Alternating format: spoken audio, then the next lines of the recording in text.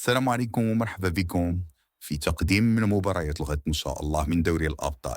غدا إن شاء الله كما تنعرفوا يوم الثلاثاء كاين 4 مباريات تاع دوري الأبطال من دور مرحلة الملحق اللي غادي يدوزوا لدوري 16.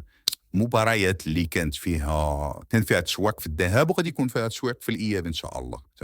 غادي نجوزوا من جدول المباريات أول حاجة، من بعدها غادي نديروا تحليل المباريات مع توقع لكل مباراة إن شاء الله.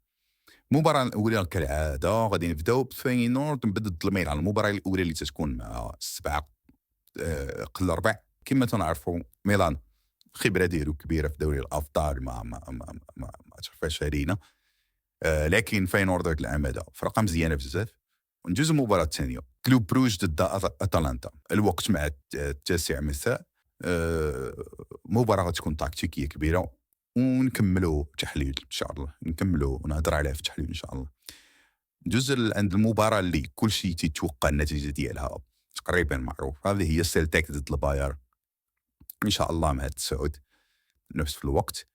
والمباراه الرابعه هي موناكو بنفيكا، اصعب مباراه في هذا الملحق بالنسبه لي. المهم ندوزوا لتحليل المباريات وحده بوحده. فاينورد ضد ميلان، مباراه اللي صعيده بزاف بزاف بزاف، خصوصا شفنا فاينورد كيفاش تتلعب هاد العام، كيفاش صعيبه هاد العام. وشنا مباراه مثلا مع مانشستر سيتي اللي رجعوا فيها ب4-4، مباراه غتكون صعيبه بزاف. المباراه الثانيه غادي تكون كلوب بروج ضد اتلانتا، مباراه زوينه، مباراه فيها ما يتشاف وفيها لاعب مغربي زوين. تنصحكم كاملين تفرجوا فيه وتشوفوه حيت عنده قصه زوينه ولاعب زوين تبارك الله. المباراة الثالثة غتكون سيلتيك ضد الباير، مباراة اللي نوعا ما باينة واخا انه الذهاب سالت ب2-1، ولكن في باير في اليانز ارينا شويه صعيب انهم يخرجوا تكون شي مفاجأة. المباراة الرابعة غتكون موناكو ضد بنفيكا، ماتش صعيب بزاف، فراقي بجوج تيلعبوا كرة، ما يمكنش تتوقع شكون اللي غادي. صراحه صعيب بزاف انك توقع نتيجه المباراه.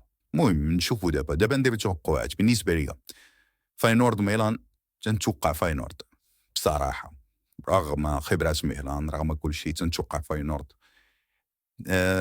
سيلتيك بايرن، طبعا باير ربحوا في الذهاب وغادي يربحوا في الاياب ثاني. موناكو بنفيكا ماتش قلت لكم صعيب بزاف بزاف بزاف، ولاني تنتوقع انه غادي يدوز بنفيكا، تنتوقع بنفيكا. الماتش الرابع هو كلوب بروج اتلانتا، تنتوقع اتلانتا كما العاده، واخا تشوفها ان ما دارتش ماتش مزيان ممكن في الذهاب، الاياب غادي يكون ماتش زوين. المهم ان شاء الله غادي يكونوا ماتش زوينين على بين سبور طبعا. تنتمناو لكم فرجه ممتعه وان شاء الله تستمتعوا بكل مباراه من المباريات. ومرحبا بكم معنا، وما تنساوش سبسكرايب واشتركوا في القناه، وان شاء الله غادي يكون في هكا تحليلات وتوقع المباريات في كل يوم من الايام الجايه ان شاء الله. مرحبا بكم.